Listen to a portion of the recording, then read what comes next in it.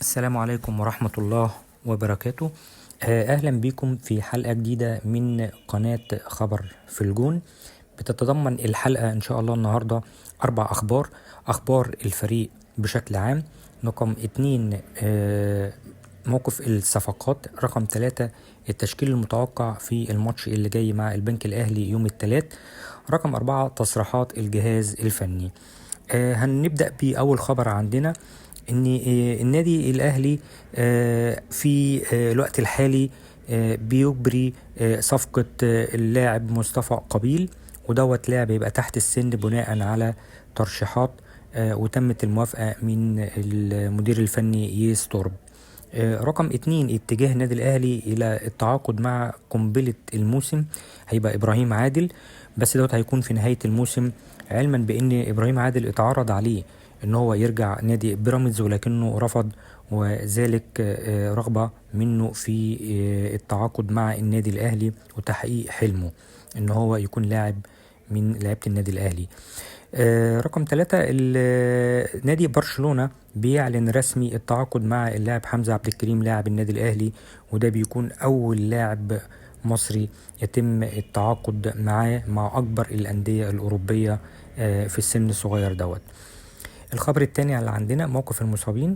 تأكد غياب كل من ياسر إبراهيم وزيزو عن المباراة القادمة بسبب الإصابة، ودخول كل من عمرو الجزار وكوميش في المباراة اللي جاية، وديت هتكون أول مباراة رسمية للاتنين. الخبر الثالث هيكون عندنا التشكيل المتوقع. طبعا هيدخل محمد الشناوي ومعاه مصطفى شوبير.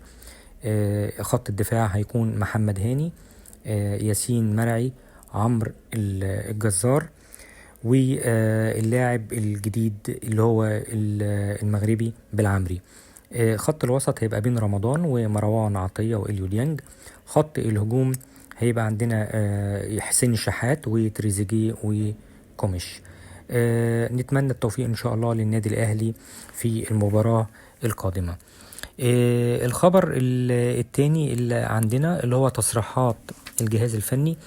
صرح الكابتن وليد صلاح الدين مدير الكرة بالنادي الأهلي بأنه اتخذ قرار إيقاف إمام عاشور في الطيارة، يعني قبل ما يوصل حتى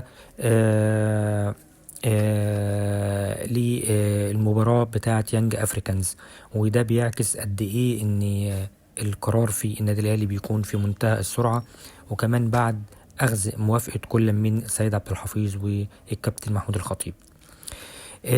بالنسبة لتصريحات ييس تورب، صرح ييس تورب بأن الأهلي بيدخل كل مباراة من أجل الفوز والفوز فقط، ولا يوجد استهتار بأي من المنافسين سواء في بطولة أفريقيا أو الدوري المصري، وإن اللاعيبة كلها على قلب رجل واحد وكلهم في قمة التركيز. بكده بنكون وصلنا إلى نهاية الحلقة النهاردة من قناة خبر في الجون. بنتمنى رب أن الفيديو يحوز على إعجابكم، وما تنسناش في النهاية من اللايك والشير وتفعيل الجرس والاشتراك في القناة، ونشوفكم إن شاء الله في حلقة جديدة بإذن الله على خير، ونتمنى لكم كل توفيق يا رب.